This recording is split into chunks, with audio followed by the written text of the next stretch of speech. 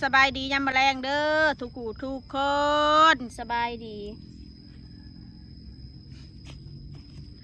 ว่าเรื่องยังล่ะโอ้ตอนนี้กำลังมีประเด็นใหม่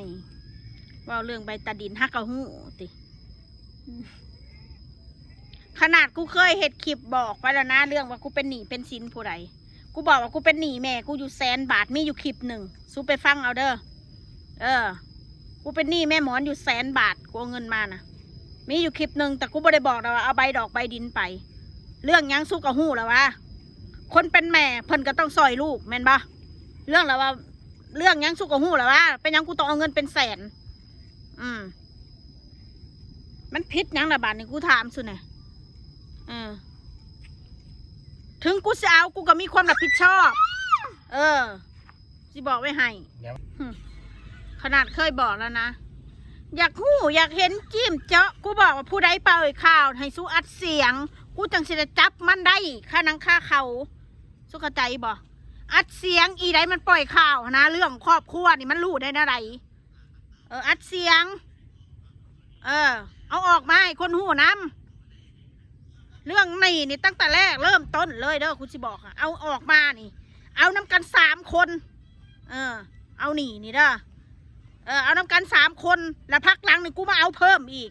2 คนน่ะรุดไปแล้วว่าสันซะยังแต่ของกูยังแต่ฝ่ายกูผู้เดียวนี่ฮันเพราะว่ากูจำเป็นต้องใส่เงินกูก็ต้องเอาเพิ่มเงินนั่นสุดต้องเข้าใจนะเริ่มแรกเลยเอาน้ำกัน3 คนนี่นะเอาไปได้หลายดอกผู้ละ20,000 ตะกี้นะผู้ละ20,000ผู้ละ30,000 20,000หรือ30,000นี่แหละหรือ11,000เนี่ยว่ากูก็ทำมาได้แล้วแล้วก็พ่อนี่กูมาแลนเรื่องเอาเงินใหม่นี่ช่วงกูขึ้นโรงขึ้นศาลนี่นี่บอกว่าให้ซะเด้อล้วนแต่กูเอาเงินไปนี่กูเอาแต่ความจำเป็นมีความจำเป็นเท่านั้นกูกับคนหนึ่งแหละกูบ่เฮ็ดให้พ่อแม่เดือดร้อนนะแต่กูบ่มีหม่องเอากูบ่มีที่พึ่งกูก็ต้องพึ่งแม่กูมันพิษอยู่บ้ากูพึ่งแม่กูนั่นกูถามสู้แน่ซุ่มหานี่แม่คนเฮามันหาเงินบ่ทันเด้คนมันบ่มีก็คือมันบ่มีเด้เวลาเรื่องข้อขาดบาดตายเขาก็ต้องจำเป็นต้องใส่เงินก้อนเด้พี่น้องสิบอกไว้ให้เป็นสิปล่อยให้ตัวเองสิตายมาคอยกัดโอ้ยก็ยอมรับแม่คอยเล่าก็ถือว่า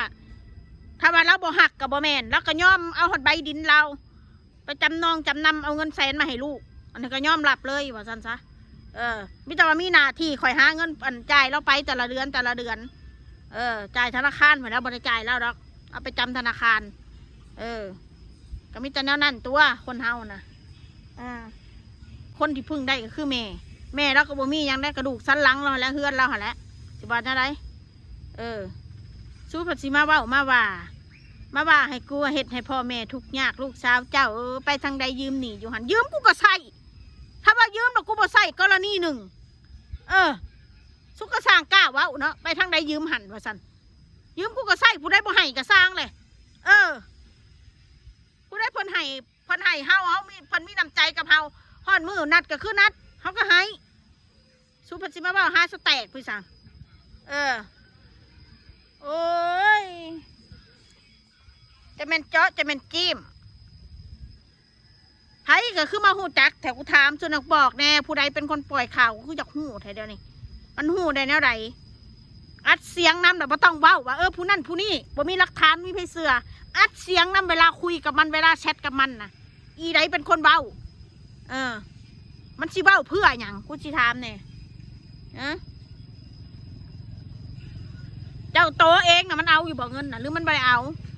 บอกมันดูอันอยากคายขี้หนากูในโซเชียลบอกกูเป็นหนีมองหันมองหนีนะโอ้ยอันเลิกเฮ็ดซะสันดานมาแบบนี้ฮันกูบอกไปเลย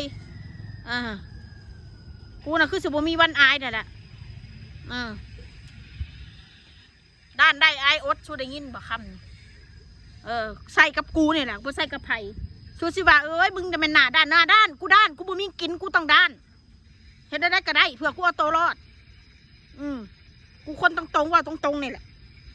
กูบ่ม้อยลักลี่รอดสอนปอนโตแต่ยันคนอื่นหูดสันดานบอกกูบ่เป็นแบบนั้นนิสัยกูบ่แบบนั้นนิสัยกูเว้าไปโลดมักกระเบิงบ่มักกระผ่านแม มันสิมางึบงับผลสุดท้ายมาหมู่กับหูคือเก่าสันดานโตว้าวแบบนั้นฮะว่ามันสันดานกูแบบนั้นพระสิบาย่องมึงดีก็แล้วแต่ว่ามึงดีโลดไผก็แล้วแต่คนเป็นแบบนั้นกูบ่มักคบไม่ได้อีกคนแบบนี้ฮะคนหนาวายลังหลอกนะคบไม่ได้เอาตรงๆโลดเป็นหนีก็เป็นหนีกูเคยเบ้าเนี่ยกูเป็นหนีผู้นั้นกูเป็นหนีผู้นี้นี่คือล้วนแต่บางเถื่อสู้มานั่งฟังสู้อัดสู้สิคิดว่ากูเบ้าใส่ศูนย์บ่แม่นได้มันคือเรื่องจริงนะกูเป็นหนีผู้นั้นเท่านี้เป็นหนีผู้นี้เท่านี้มันคือเรื่องจริงแต่สู้บ่ได้เอาใจใส่ไงสู้บ่ได้เอาใจใส่ว่า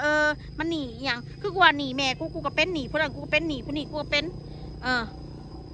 คนที่ให้กูเป็นหนีก็ล้วนแต่เวลากูลำบากมาเขาซอยเหลือกูโอ้ยกูก็จังหวะขอบคุณหลายๆเวลามันลำบากมาตีหาความสวยเหลือจังคนนี่500,000 บาทนี่ก็ยังบ่ได้นี่อะไรแห้งมันเป็นตะเคียดมันเห็นนะคือเงินซ้ำนั่นคือย่านเขาบ่มีปัญญาใช้นี่คนเฮานะถ้าเงินหลวงเงินลายกูสิบ่ว่าดอกคนเขายืมเงินเขาก็มันมีความจำเป็นมันต้องไปเอาเงินออกมามันบ่มีอีเหี้ยได้อยากเป็นหนี้ดอกกูสิบอกไว้ให้เด้อจังหวะชีวิตกูเนี่ยมันเบิดแล้วมันชุดกูมาอยู่ลาวเนี่ยกูกะชุดกูเห็นสันดานคนหลายคนกูมันชุดแล้วว่าซันซะจนกูอิ่มกูนายจนกูสิอ้วกออกกระหม่องเลยเดี๋ยวนี้ฮะพอพูดคนนี่จนกูบ่กล้าว่ากับไผจนกูบ่อยากคุยกับไผแล้วคู่มือนี่ฮะกูญาติไปเบิดแล้วว่าซันซะทั้งที่กูบ่ได้เฮ็ดบ่ได้สร้างหรอกหาความยักเยียดความบดีมาใส่กูตราบใดกูยังมีชีวิตอยู่เฮือนแม่มอนน่ะบ่มีวันเขาสิยึดได้ดอกกูสิบอกไว้ให้ตราบใดกูยังหายังสร้างอยู่นี่ฮะกูสิพยายามหาออกมาให้ได้สู้บ่ต้องห่วงดอก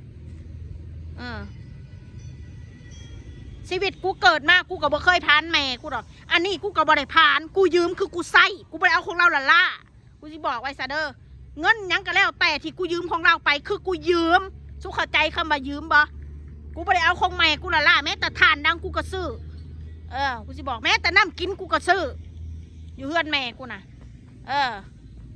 เวลากูบ่มีแม่ทานเด้อแม่เฮาน้ำเด้อบักกูมีกูก็เอาไปให้เราอันนี้ก็ต้องเข้าใจเวลากูบ่มี